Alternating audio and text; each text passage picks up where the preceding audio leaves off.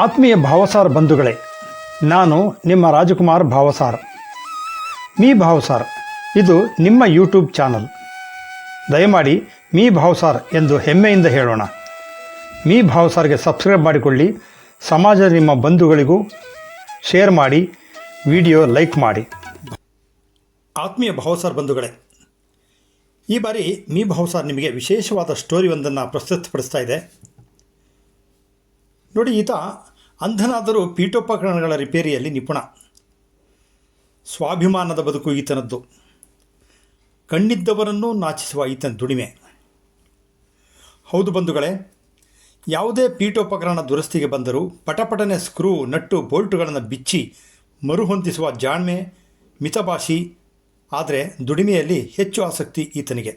ಸಮಾಜದಲ್ಲಿ ದಿನನಿತ್ಯ ಕಣ್ಣಿದ್ದವರು ಕೆಲಸ ಮಾಡಲು ಮೈಗಳ್ಳತನ ಅಥವಾ ನಿರ್ಲಕ್ಷ್ಯ ಮಾಡುವ ಈ ದಿನಗಳಲ್ಲಿ ಅಂಥವರಿಗೆ ಈ ಮಂಜುನಾಥ ಮಾದರಿಯಾಗಿ ನಿಲ್ತಾರೆ.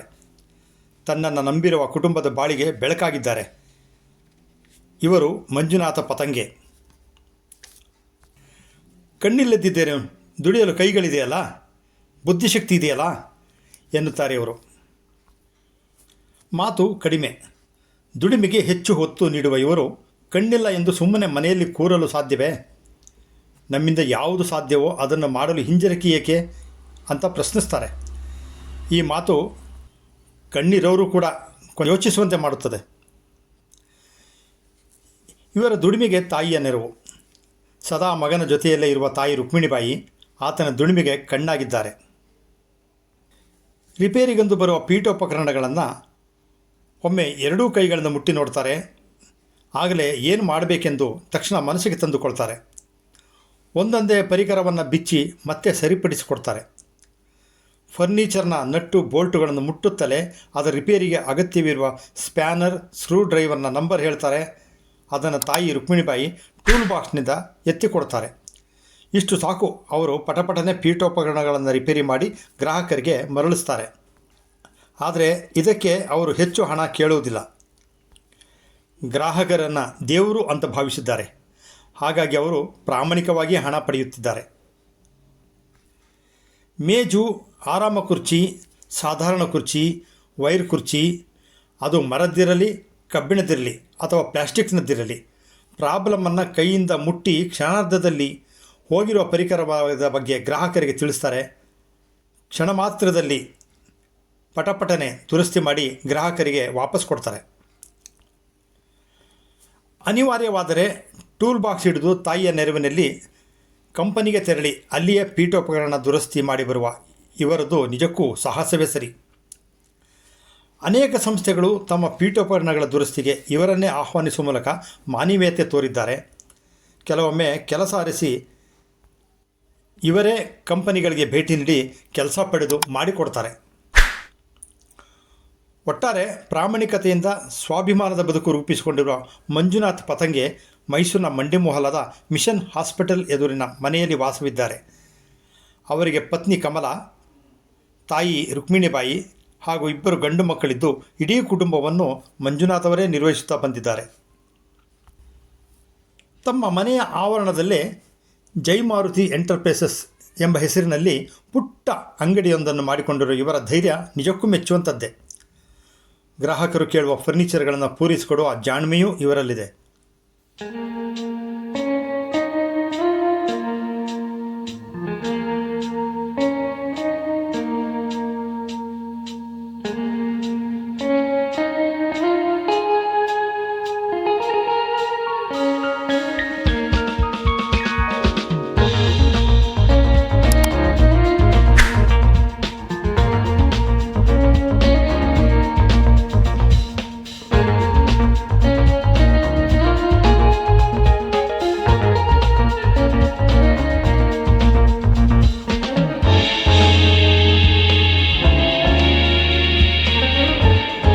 ಹುಟ್ಟಿನಿಂದಲೇ 90-95% ಅಂಧತ್ವ ಇವರಿಗಿತ್ತಂತೆ. ಚಿಕ್ಕಂದಿನಲ್ಲಿ ಮಸುಕಾಗಿ ಕಾಣುತ್ತಿದ್ದ ಇವರ ಕಣ್ಣಿನ ದೃಷ್ಟಿ 10 ವರ್ಷದ ಬಾಲಕನಾಗಿದ್ದ ವೇಳೆಗೆ ಸಂಪೂರ್ಣ ಕಾಣದಾಯಿತಂತೆ. ಹಾಗಿದ್ದರೂ ತನಗೆ ಕಣ್ಣಿಲ್ಲವಲ್ಲ, ಮುಂದೇನು ಎಂಬ ಬಗ್ಗೆ ಸ್ವಲ್ಪವೂ ಚಿಂತಿಸದೆ ಮಂಜುನಾಥ ಏನಾದರೂ ಕೆಲಸ ಮಾಡಲೇಬೇಕೆಂದು ಆಗಲೇ ಸ್ವಯಂ ನಿರ್ಧಾರ ಕೈಗೊಂಡನಂತೆ. ಅದು ಅವರನ್ನು ದುಡಿಮೆಗೆ ಹಚ್ಚಿತು. ಕಣ್ಣಿದ್ದು ಕಣ್ಣಿಲ್ಲದವರಂತೆ ವರ್ತಿಸುತ್ತಿರುವ ಜನರ ನಡುವೆ ಇವರು ಮಾದರಿಯಾಗಿ ಕಾಣ್ತಾರೆ. ಮೈಸೂರಿನ ಸರ್ಕಾರಿ ಅಂಧರ ಶಾಲೆಯಲ್ಲಿ ಪ್ರಾಥಮಿಕ ವ್ಯಾಸಂಗ ಮಾಡಿದ ಮಂಜುನಾಥ್ ಪತಂಗೆ ನಂತರ ಬೆಂಗಳೂರಿನಲ್ಲಿ ITI ಫಿಟ್ಟಿಂಗ್ ತರಬೇತಿ ಪಡೆದುಕೊಂಡರು. ಕೆಲಸಕ್ಕಾಗಿ ಅಲೆದರೂ ಕೆಲಸ ಸಿಗದಿದ್ದಾಗ ಸ್ವಯಂ ಉದ್ಯೋಗ ರೂಪಿಸಿಕೊಂಡರು. ಕುಟುಂಬಕ್ಕೆ ಹೊರೆಯಾಗಬಾರದು ಎಂದು ಸ್ವಾವಲಂಬಿ ಬದುಕು ಕಟ್ಟಿಕೊಂಡರು. ಪತ್ನಿ, 2 ಮಕ್ಕಳು ಮತ್ತು ತಾಯಿಯೊಂದಿಗೆ ಜೀವನ ನಿರ್ವಹಿಸುತ್ತಿರುವ ಮಂಜುನಾಥ್ ಪತಂಗೆ ಅವರ ಸಾರ್ಥಕ ಬದುಕು ಇತರರಿಗೆ ಮಾದರಿಯಾಗಿದೆ.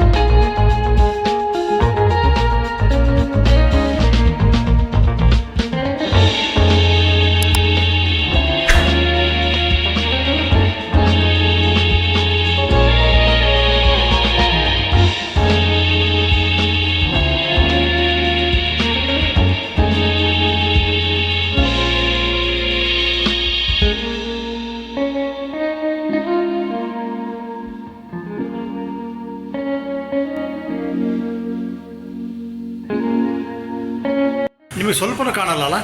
ಇಲ್ಲ, ಈ ಸದ್ಯದಲ್ಲಿ ಸ್ವಲ್ಪನೂ ಕಾಣಲ್ಲ. ಭಾಳ ಹಿಂದೆ ಚೂರು ಕಾಣ್ತಾ ಇದೆ. ಯಾವಾಗ? ಬಿಲೋ 10 ಇಯರ್ಸ್, 10 ವರ್ಷದ ಆಸ್ಪಾಸು, ಅದಕ್ಕಿಂತ ಹಿಂದೆ. ಸ್ವಲ್ಪ ಅಂದರೆ ಎಷ್ಟು ಕಾಣ್ತಿತ್ತು? ಓಡಾಡೋಷ್ಟು ಗೊತ್ತಾಗ್ತಾಯಿಲ್ಲ. ಅಕ್ಷರ ಕಲರು ಅದೇನು ಅಷ್ಟೊಂದು ಗೊತ್ತಾಗ್ತಾ ಇರ್ತಿಲ್ಲ. ಹಾಂ, ಬರೀ ಓಡಾಡೋಕ್ಕೆ ಮಂಜೆ ಕಾಣ್ತು. ಹಾಂ ಹಾಂ. ಆಗ ಸ್ವಲ್ಪ ಓಡಾಡ್ತಿದ್ರಿ? ಓಡಾಡ್ತಾ ಇದ್ದೆ. ಮತ್ತು ನಾನು ಸ್ಕೂಲಲ್ಲಿ ಓದ್ತಾ ಇದ್ನಲ್ಲ, ನಮ್ಮಂಥವ್ರದ್ದು ಸ್ಕೂಲಲ್ಲಿ. ಅವ್ರಿಗೆಲ್ಲ ಕರ್ಕೊಂಡು ಓಡಾಡೋದು, ನಮ್ಮ ಫುಟ್ ಕಂಡಿರೋರಿಗೆ ಅದೆಲ್ಲ ಆ ಏಜಲ್ಲಿ ಮಾಡಿದ್ದೆ. ಈಗ ನನಗೆ ಇನ್ನೂರು ಕರ್ಕೊಂಡು ಹೋಗ್ಬೇಕು.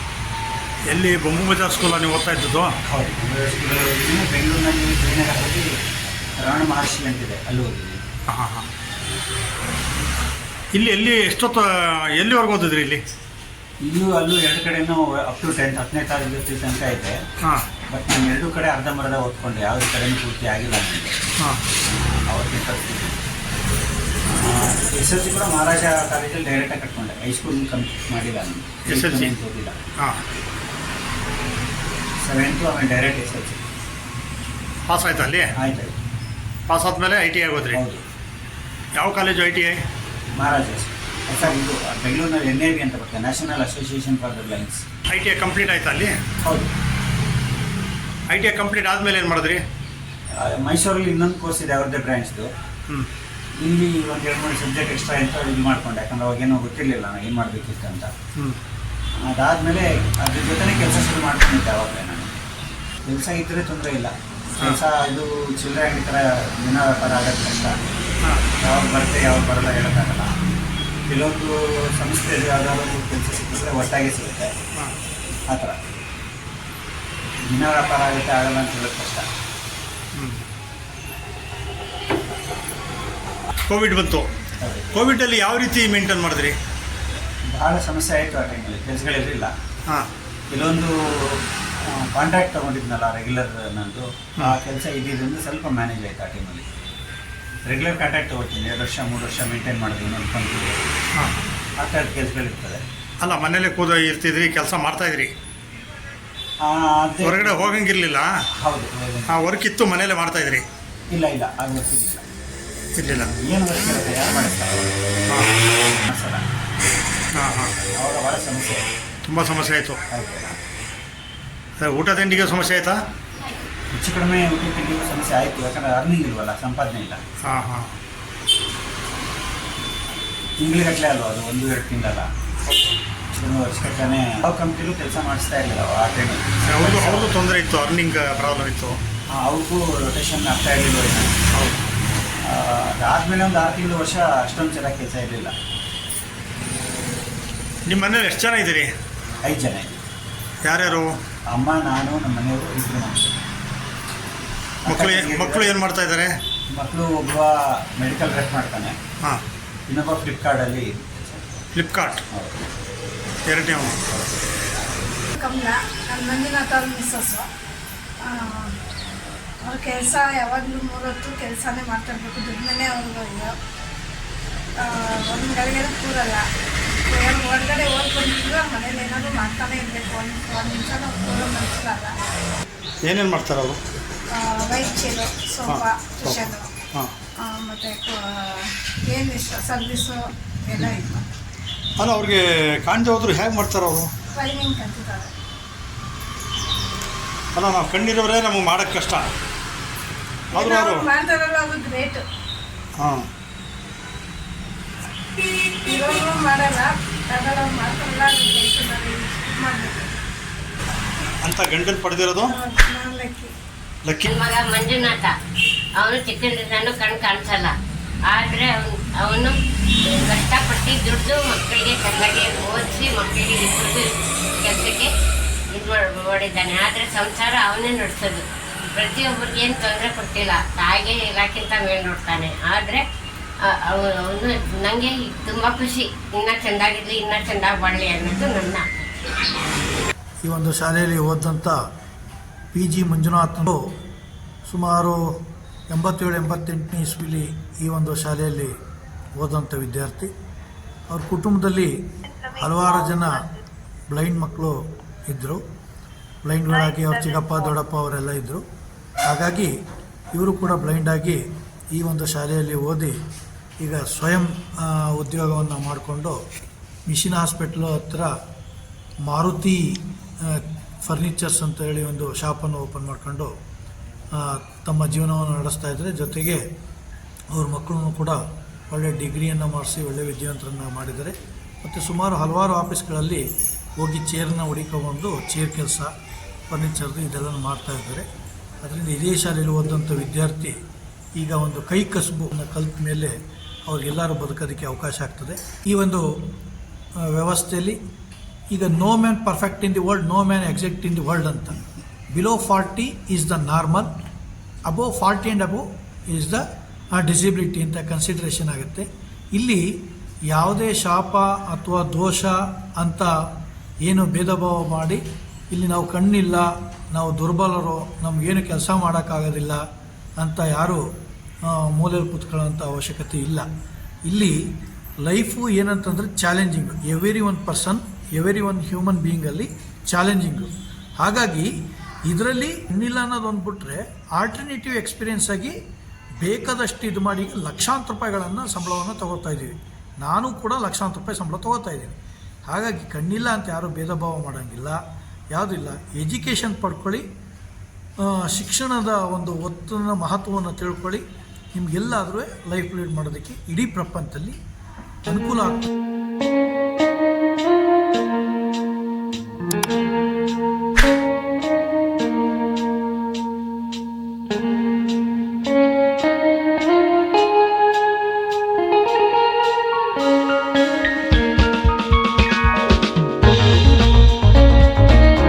Please subscribe Me Bhavasar channel, like, share and comment.